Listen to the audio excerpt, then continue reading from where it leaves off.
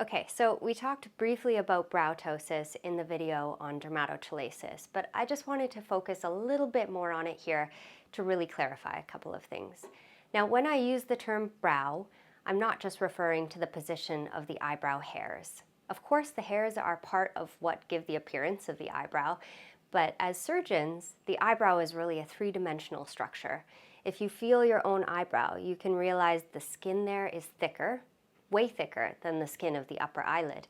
And there is more fatty soft tissue there. There's a fat pad underneath of the eyebrow, and that fat pad is part of what gives that brow transition into the eyelid a beautiful curve in youth.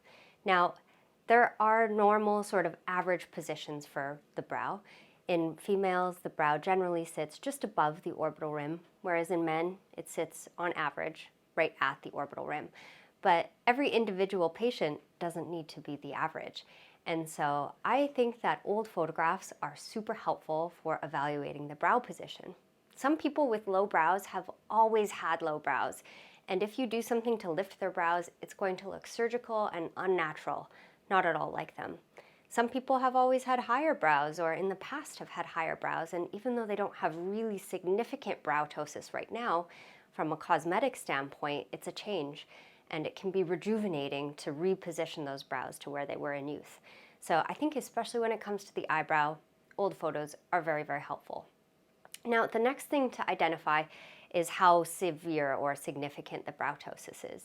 In some cases, if the brow ptosis is really, really severe, it can actually be blocking the vision.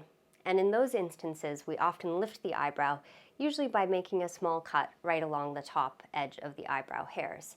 That's the most effective way to get a good lift of a really heavy brow to improve the vision. Many cases of brow ptosis are much more mild, and so choosing to elevate the eyebrows is a cosmetic choice. Then, in that same vein, how you do the brow elevation or what your surgical technique is comes down to what you're looking to achieve. Are you looking to change the contour of the brows? Do you need to lift just the lateral brow, or does the central brow also need to be lifted? All of these things need to be taken into consideration.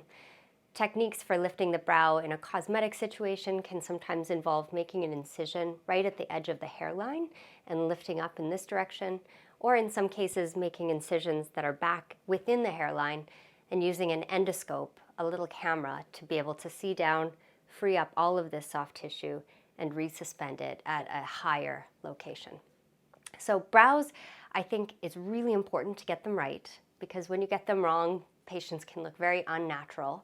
It's really important to appreciate the variation in what is normal in youth, and so old photographs are very helpful for that.